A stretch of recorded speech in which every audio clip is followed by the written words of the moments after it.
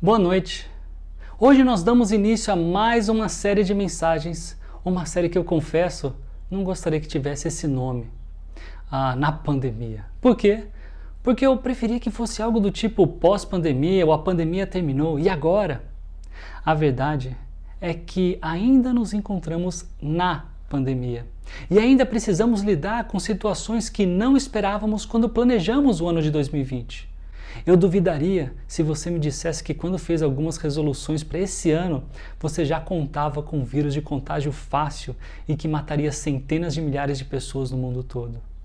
Nessas suas resoluções e desejos para 2020, talvez você quisesse ter viajado com a família, uma viagem especial, tipo um cruzeiro. Talvez você quisesse ter aberto mais a sua casa para amigos e vizinhos, usado o espaço gourmet que você acabou de fazer na sua casa. Talvez você quisesse começar um negócio, ou talvez tivesse começado um negócio, tipo um comércio. Talvez você quisesse ter investido mais do seu tempo e dos seus recursos para levar o Evangelho a lugares aqui da nossa região que ainda precisam escutar da palavra de Deus. Mas infelizmente, por causa da pandemia, isso não pôde ser feito como planejado. Pensando especificamente num dos nossos planos enquanto Igreja Fonte, no ano passado nós alugamos um espaço para a partir do começo desse ano 2020 nos encontrarmos e como igreja louvarmos ao Senhor, orarmos e aprendermos a palavra de Deus juntos e presencialmente. A verdade é que antes nem precisávamos falar presencialmente. Somente conseguimos nos encontrar nesse espaço até o início de março. Desde então, não tínhamos mais nos encontrado presencialmente. Hoje de manhã foi uma bendita exceção. Celebramos juntos a ceia do Senhor. Foi muito bom vê-los face a face, ainda que com a maior parte do tempo, com boa parte do rosto coberto por uma máscara. Nós estamos num momento de transição. Estamos avaliando as permissões do município para os nossos encontros. E eu acredito que apesar de nem sempre as decisões municipais parecerem as melhores, entendo que elas são motivadas em busca do bem-estar geral de Paulo Afonso. E com essa avaliação, decidi se devemos dar sequência aos encontros presenciais com o devido protocolo de segurança ou continuarmos com os cultos no formato digital. Independentemente dessa resposta agora, isso tudo mostra parte da singularidade desse ano. E como esse momento de pandemia ainda não nos deixou, considero que vale a pena olharmos para a palavra de Deus e considerar o que Deus tem para nos ensinar em meio à situação ou em meio à situação dessa como a que estamos vivendo. As áreas que contemplaremos nessa série são essas. Hoje eu quero mostrar a importância de conhecermos a palavra de Deus, a Bíblia, enquanto num momento tão esquisito como o que nós estamos. Nos próximos domingos serão contemplados a fé, o trabalho, o cuidado social, o sofrimento, as finanças, a evangelização, a integridade e a boa teologia. De uma forma geral, a proposta é apresentar as influências que estes assuntos sofreram durante a pandemia, então mostrar o que a palavra de Deus tem para nos ensinar baseado no tema do dia. Vamos então pedir ao Senhor que Ele nos abençoe e nós deixemos esse tempo de culto convictos das áreas que precisamos melhorar e agradecidos pelas áreas em que temos caminhado bem ao lado do Senhor. Pai, muito obrigado pela oportunidade que temos, da tecnologia que temos, para ainda fazermos cultos como esse, digital. Mas o mais importante do que o formato é que a sua palavra seja ensinada, propagada, que consigamos, Pai, aplicá-la em nossas vidas. Pai, por favor, me use.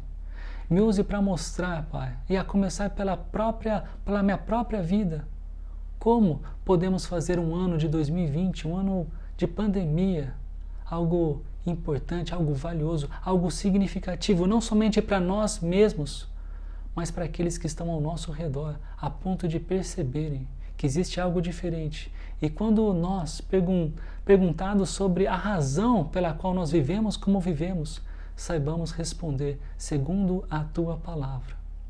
e apresentemos para essa razão Jesus Cristo. É o que eu te peço em nome de Jesus. Amém.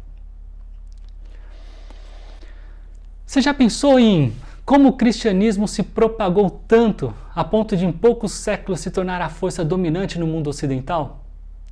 Como que de poucos homens e mulheres que andaram juntos com Jesus, um movimento considerado como uma seita no primeiro século, se propagou tanto, alcançando milhões de homens e mulheres no mundo todo? Em 1997, Rodney Stark ele publicou um livro cujo título da tradução para o português de 2006 ficou como O Crescimento do Cristianismo.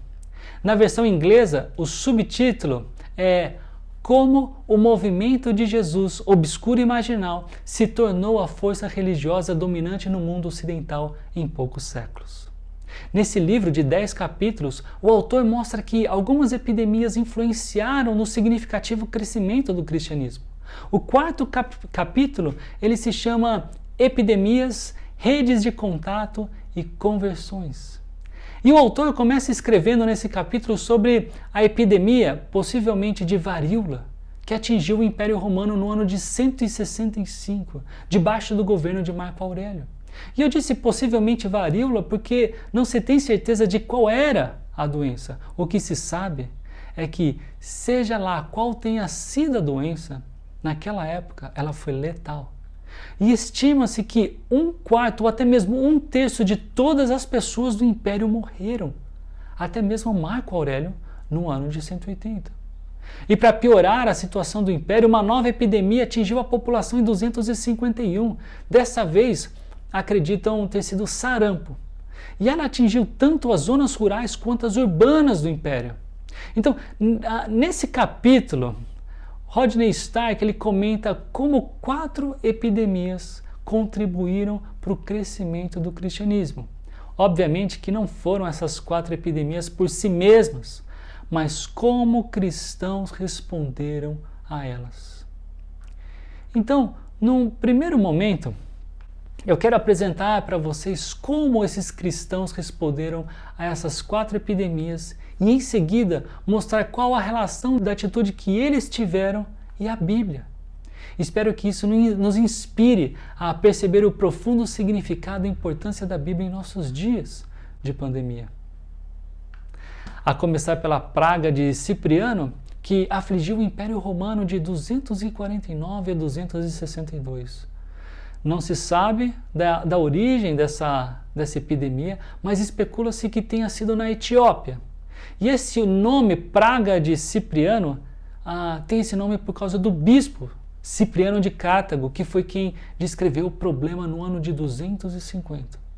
Essa epidemia, e talvez nesse caso seja mais preciso dizer pandemia, afetou diversas cidades na Itália e no Egito, como Roma e Alexandria. E segundo fontes, no auge da pandemia, 5.000 pessoas morriam por dia na capital do Império.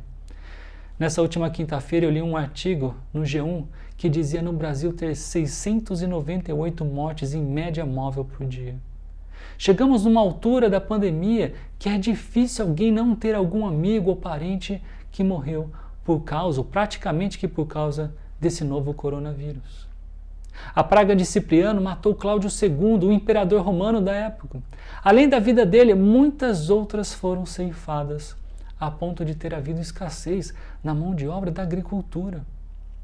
O bispo de Alexandria, Dionísio, retratado no slide, escreveu o seguinte sobre a ação dos cristãos nessa época. A maioria de nossos irmãos cristãos mostrou amor e lealdade ilimitados, nunca poupando a si mesmos e pensando apenas uns nos outros. Indiferentes ao perigo, eles cuidaram dos enfermos, atendendo a todas as suas necessidades e ministrando a eles em Cristo. E com eles partiram dessa vida serenamente felizes, pois foram infectados por outros com a doença, atraindo sobre si a doença de seus vizinhos e aceitando alegremente suas dores. Muitos, ao cuidar e curar outros, transferiram sua morte para si próprios e morreram em seu lugar. Notoriamente, o que esses cristãos fizeram foi dar suas vidas em prol daqueles que sofriam com a doença que contraíram. E isso, evidentemente, contrastava com a atitude daqueles que não eram cristãos. Dionísio, ele continua. Mas com os pagãos, tudo era diferente. Eles abandonavam aqueles que começavam a ficar doentes e fugiam de seus amigos mais queridos. Eles evitavam qualquer participação ou comunhão com a morte, da qual, no entanto, com todas as precauções, não lhes foi fácil escapar. Por que cristãos colocaram suas próprias vidas em risco? Por que eles não fizeram como os outros, fugindo da pandemia? Doenças intensificam o curso natural da vida. Doenças nos lembram da nossa mortalidade e fragilidade, mas doenças também apresentam oportunidades de mostrar amor incondicional.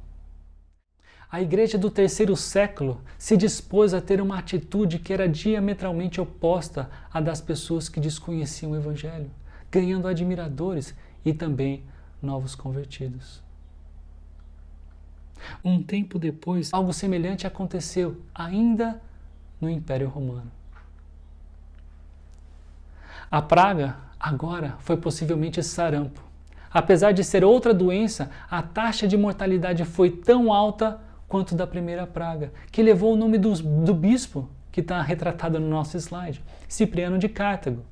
Dessa vez é ele mesmo quem relatou a atitude dos cristãos durante essa outra pandemia.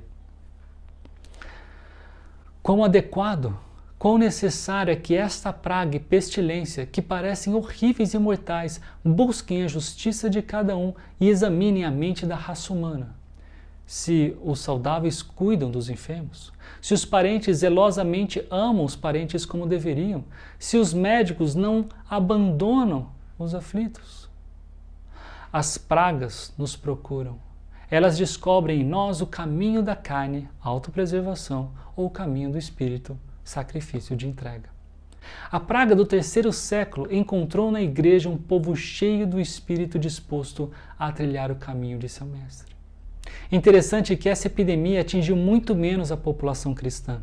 As comunidades cristãs eram fortes e os laços entre os cristãos, a forma como eles cuidavam uns dos outros, era bíblica. Associado a isso, os cristãos dessa época tinham a firme esperança do que lhes esperava com a possibilidade da morte. No ano 300, estima-se que existia 6 milhões de cristãos. Tenho certeza que ter o exemplo desses antigos irmãos e irmãs em tempos de pandemia ou epidemia foi muito importante para que mais pessoas pudessem conhecer o Evangelho de Cristo.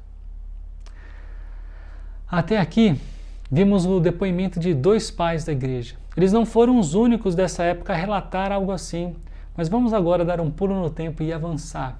Vamos ver o exemplo de um nome mais conhecido e de um tempo mais recente. No século XIV, o mundo conheceu a peste negra, que ocasionou a morte de 75 a 200 milhões de pessoas. Foi a epidemia mais devastadora registrada na história humana. Nos séculos seguintes, ainda haviam surtos da doença, incluindo o que aconteceu em 1527 em Wittenberg, cidade de Martinho Lutero. Ainda que eu acredite que ele não precisava ou ele não precisa de apresentações, só para ficar bem claro, Martinho Lutero é aquele homem que pregou 95 teses na porta de uma igreja. Aquele que, de certa forma, revolucionou o mundo trazendo de volta os princípios elementares do cristianismo. Aliás, essa opinião de revolucionar o mundo não é minha, não. A revista Times, quando entramos no novo milênio, 1999, 2001, elegeu Martinho Lutero, salvo engano aqui, como o segundo homem mais importante do milênio, ficando atrás somente de Gutenberg com a sua tecnologia de imprensa. E voltando, por causa desse surto em Wittenberg, muitos fugiram da cidade com medo de contraírem a doença. No entanto, Lutero e sua esposa Catarina ficaram. Por quê? O texto de Mateus 24, 41 a 46, era o guia desse piedoso e corajoso casal. Diz assim: então ele dirá aos que estiverem à sua esquerda: malditos, apartem-se de mim para o fogo eterno, preparado para o diabo e os seus anjos. Pois eu tive fome e vocês não me deram de comer. Tive sede e nada me deram para beber. Fui estrangeiro e vocês não me acolheram. Necessitei de roupas e vocês não me vestiram. Estive enfermo e preso e vocês não me visitaram. Eles também responderão: Senhor, quando te vimos com fome ou com sede, ou estrangeiro ou necessitado de roupas, ou enfermo ou preso e não te ajudamos? Ele responderá: digo-lhes a verdade. O que vocês deixaram de fazer a alguns destes mais pequeninos, também a mim deixaram de fazê-lo. E estes irão para o castigo eterno, mas os justos para a vida eterna.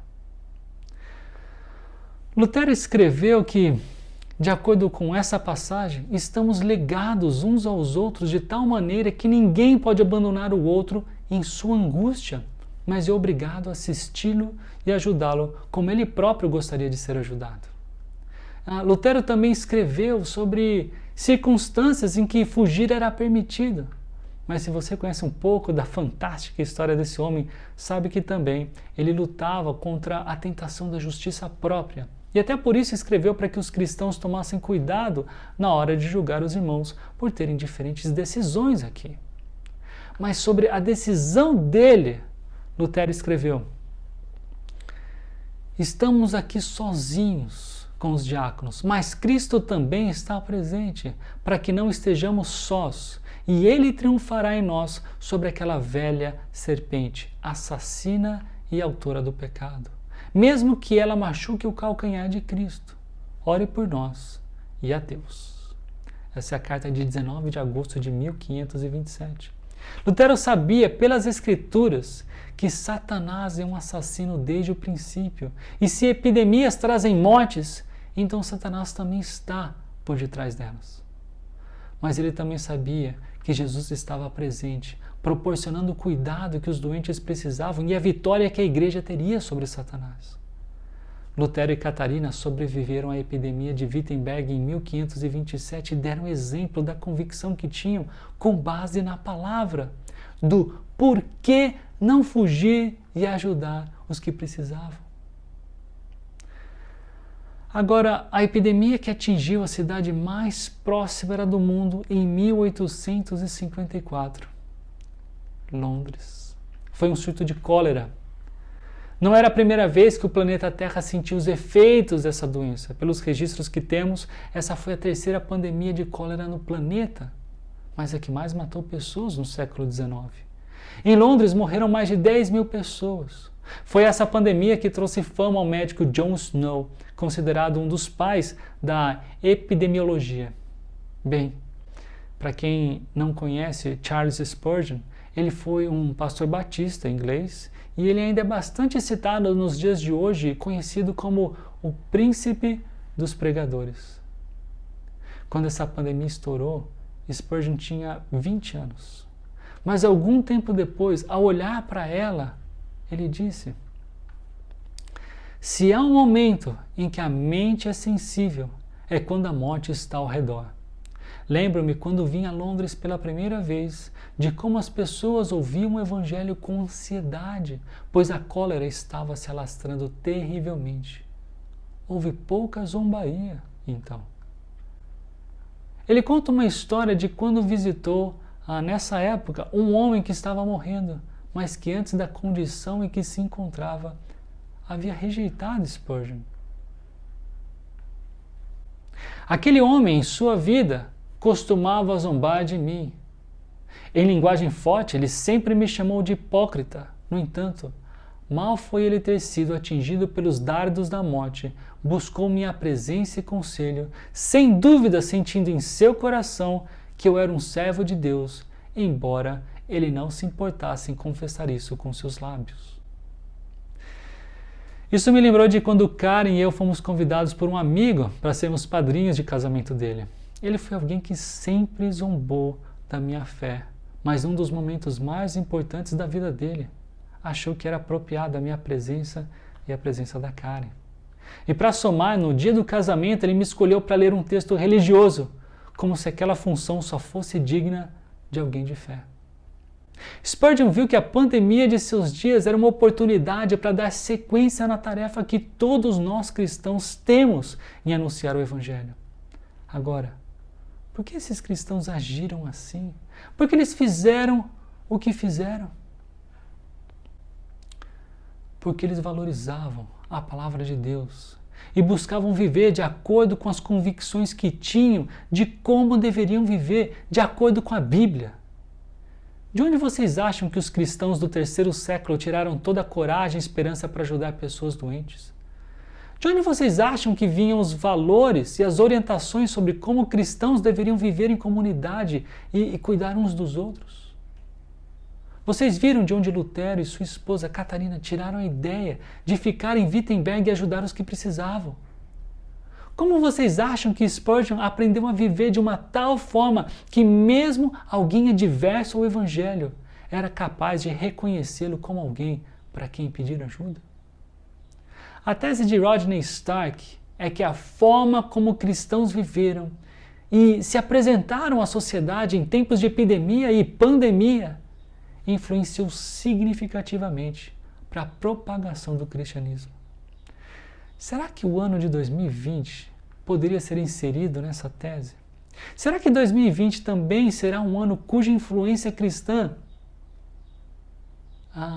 olhando lá da frente, foi marcante para o mundo conhecer mais e melhor a salvação oferecida por Deus por meio de Jesus Cristo? Será que esse será um ano de verdadeiras transformações de vida em razão da nossa fidelidade e coragem para apresentar Jesus, sua graça e seu perdão? O que torna a nossa geração de cristãos tão diferente das gerações que passaram por outras pandemias? Eu estou convicto de que há muitos fatores que nos tornam diferentes das outras gerações de cristãos que passaram por pandemias. Antes de existir hospitais, não havia pessoas especializadas na área médica como temos hoje, por exemplo. Muitos cristãos de pandemias passadas ajudavam as pessoas sem nada saberem sobre as doenças e como elas eram transmitidas. Mas essas eram a forma como eles demonstravam amor. No cenário que temos hoje, demonstrar amor pelo próximo pode ser ficar em casa ao invés de acidentalmente infectar as pessoas que amamos. Ou no cuidado de usar máscara sempre que sai de casa. A questão é, o amor ainda é o alvo, mas a manifestação desse amor se dá diferentemente de épocas anteriores. Esse é um fator que com certeza eu considero. Mas eu tenho certeza que se todos esses cristãos tivessem feito o que fizeram, sem apresentar a razão pela qual eles faziam o que faziam, então essas epidemias e pandemias nunca teriam sido consideradas ótimas oportunidades para a divulgação da fé em Jesus. O apóstolo Paulo escreveu aos Romanos que todo aquele que invocar o nome do Senhor será salvo. Como, pois, invocarão aquele em quem não creram? E como crerão naquele de quem não ouviram falar? E como ouvirão se não houver quem pregue? Em outras palavras, meus queridos, se nossos irmãos e irmãs que passaram por antigas pandemias não tivessem pregado a verdade bíblica da possibilidade do perdão que todos nós precisamos, nós nunca, eu repito, nunca poderíamos dizer que essas pandemias foram grandes oportunidades para o crescimento da família cristã no mundo. Na providência de Deus, cada um de nós que está aqui foi alcançado por Ele, por Deus, por meio de outra pessoa que nos apresentou o Evangelho. As conversões que aconteceram em massa durante as pandemias que o mundo conheceu se deram porque pessoas conheciam suficientemente da Bíblia para passar adiante o conteúdo da fé cristã. Como é que alguém poderá invocar o nome do Senhor se não sabe que há um Senhor? Como alguém poderá invocar o nome de alguém que nem conhece? Eu cresci ouvindo de meus pais o nome Jesus. Mas o Jesus que eles me apresentaram não era um quadro fiel do Jesus pintado nas páginas da Bíblia. Isso foi assim com você também? não foi assim com Timóteo, filho na fé de Paulo. Veja o que o apóstolo escreveu para ele. Quanto a você, Timóteo, porém, permaneça nas coisas que aprendeu e das quais tem convicção, pois você sabe de quem o aprendeu, porque desde criança você conhece as sagradas letras, que são capazes de torná-lo sábio para a salvação mediante a fé em Cristo Jesus. Paulo começa esse capítulo alertando Timóteo, seu pupilo, de como homens agiriam nos últimos dias.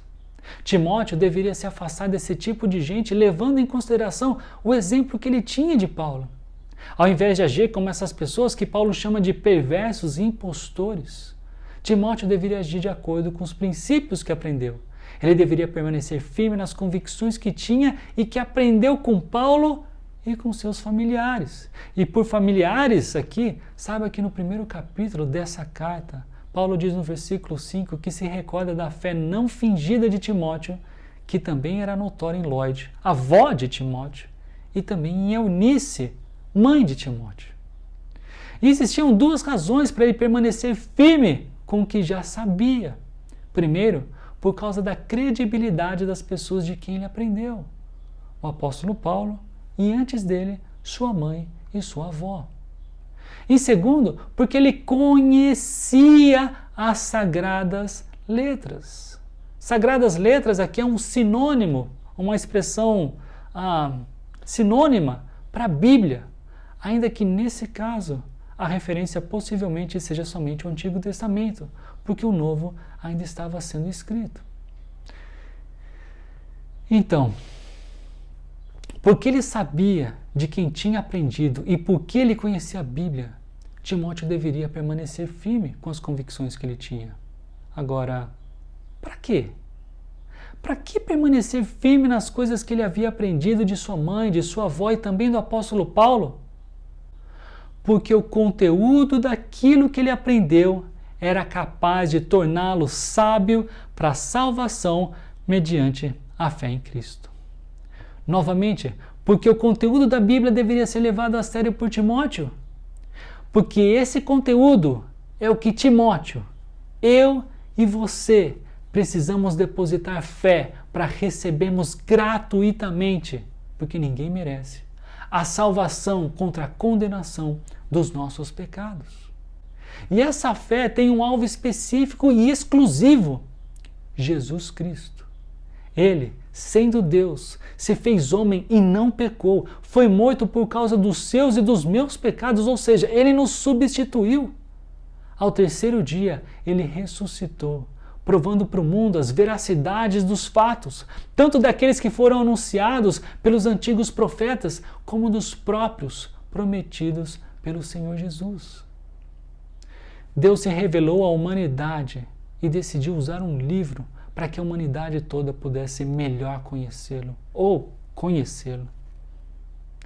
Esse livro é a palavra deste Deus vivo que nos torna sábios. Não é a Bíblia que nos salva, mas é na Bíblia que eu desenvolvo a sabedoria que eu preciso para tomar a decisão mais importante da vida: confiar em Jesus Cristo. Isso sim é um caso de vida ou morte. Então, qual é a importância da Bíblia nesses dias de pandemia?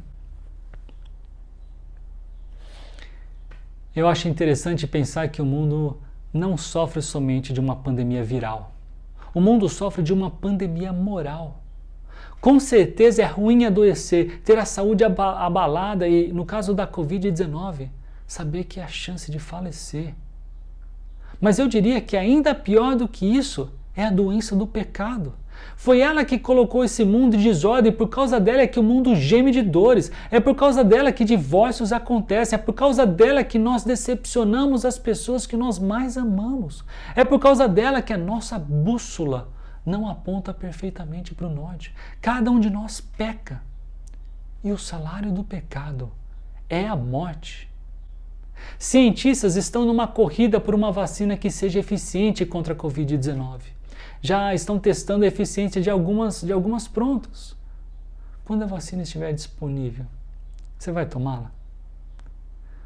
quanto você tem desejado por essa vacina? Talvez você corra para dormir na fila quando avisarem que ela está disponível, não é isso? O sábio escritor de Provérbios, ele disse: prefiram a minha instrução à prata e o conhecimento ao ouro puro, pois a sabedoria é mais preciosa do que rubis. Nada do que vocês possam desejar compara-se a ela. O que você prefere? Prata ou a instrução de Deus? Ouro ou o conhecimento dado por Deus? Sabedoria ou rubis? Alguns versículos adiante, Provérbios capítulo 8, agora no versículo 19. Meu fruto é melhor do que o ouro puro. O que eu ofereço é superior à prata escolhida. O fruto da sabedoria de Deus é incomparável. Será que você tem desejado essa sabedoria tanto quanto tem desejado uma vacina contra a Covid-19?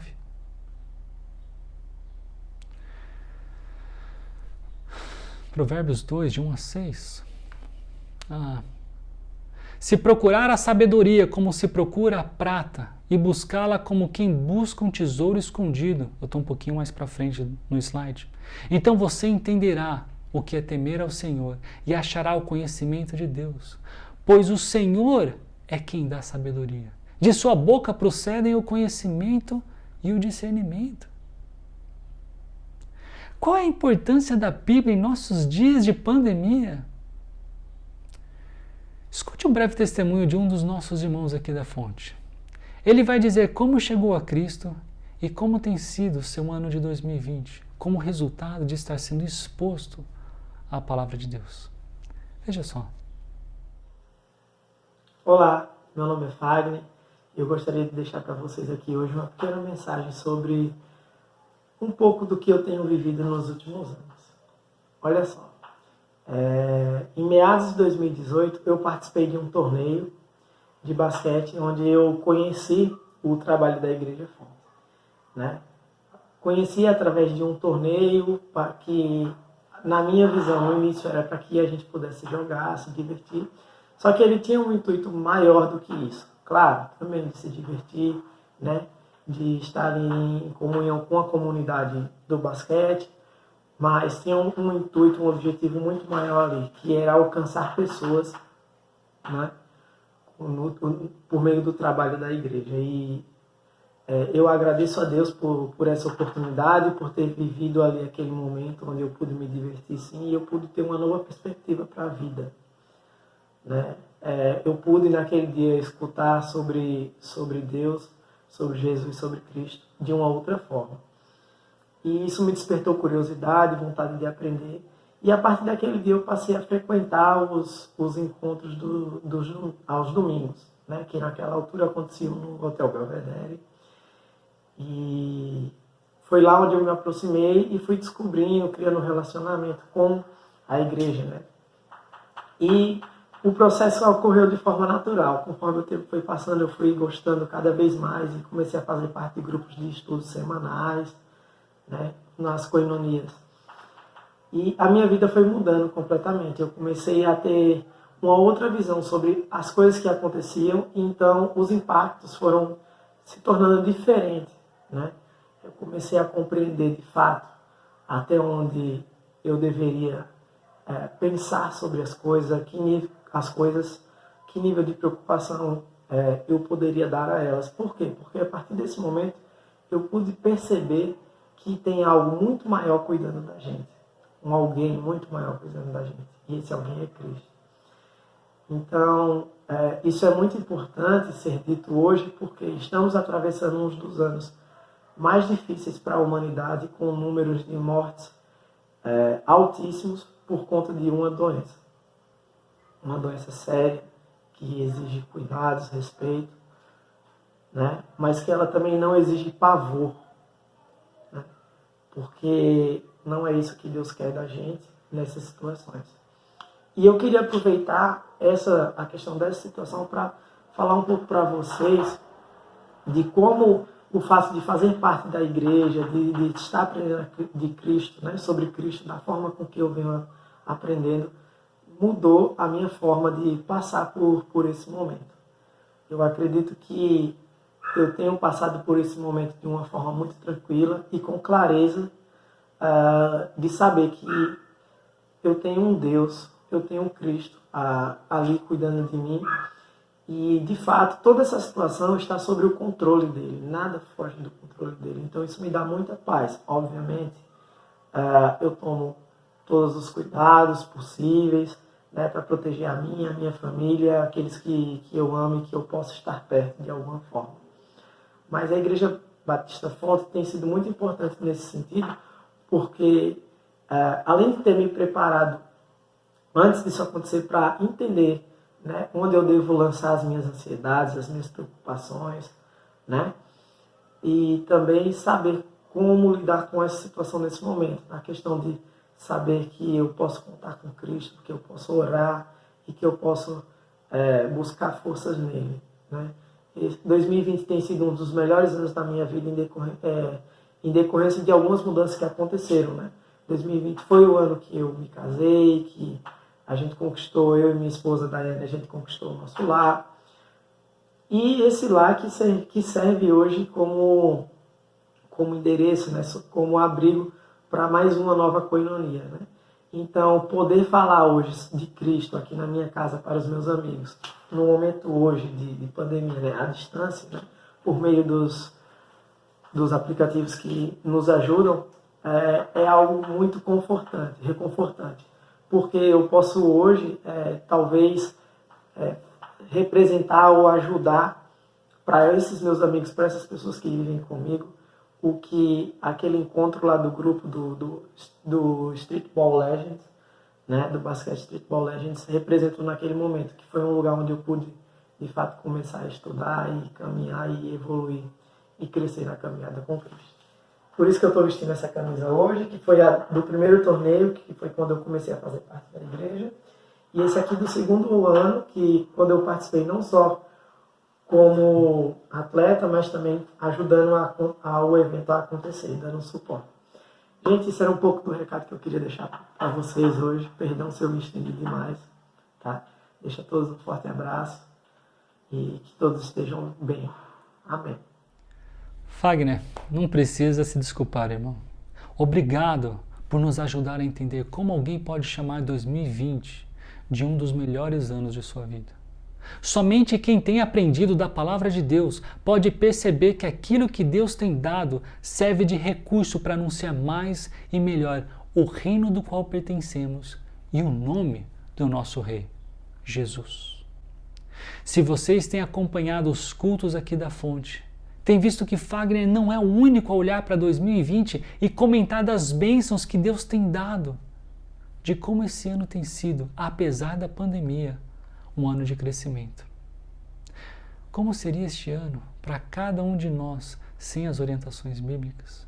Como seria esse ano se nós não estivéssemos aprendendo da palavra de Deus e desfrutando do relacionamento que podemos ter com Ele à medida que crescemos em conhecimento e, consequentemente, intimidade com Ele? Irmãos, não podemos depender somente dos domingos para aprender de Deus. Todos os dias a pandemia oferece riscos para cada um de nós. Todos os dias o diabo, o mundo e a nossa carne querem que fiquemos longe da sabedoria que Deus disponibiliza. Uma sabedoria que nos ensina a viver apropriadamente nesse mundo, desfrutando legitimamente de tudo que dispomos e nos auxiliando a cumprir com a razão pela qual nós existimos: adorar o nosso Deus. Por favor, dediquem tempo à leitura da Bíblia. Pais, semelhantemente à mãe e à avó de Timóteo, ensinem seus filhos, ensinem seus netos. Vocês que estão caminhando ao lado de Deus há mais tempo, se disponham a ensinar os mais jovens. Vocês que são mais novos na fé e vocês que são mais novos em idade, procurem alguém maduro para lhes ensinar a Bíblia.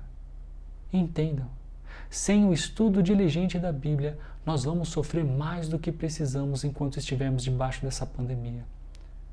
Vamos aprender da Bíblia para como Fagner e tantos outros irmãos, como tantos outros irmãos compartilharam, inclusive como aqueles que ouvimos no início dessa mensagem, de outras épocas, que passaram por outras pandemias.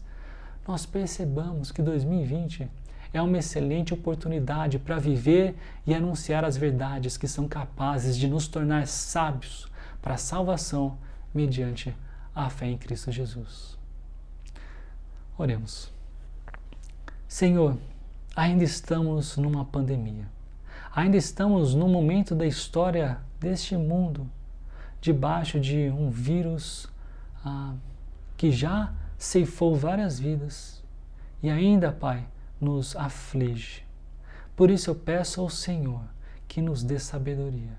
Sabedoria essa que se encontra na Tua Palavra, se encontra no relacionamento com o Senhor.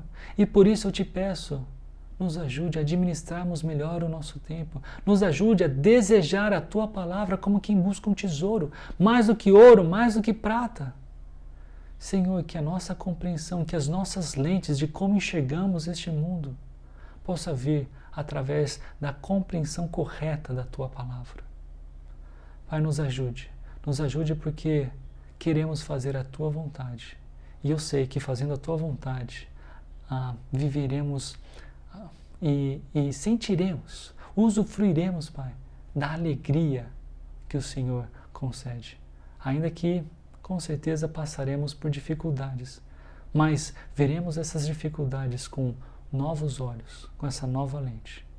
Nos ajude, Pai, a vivermos na pandemia com a Tua Palavra bem perto de nós. Eu oro assim, em nome de Jesus. Amém.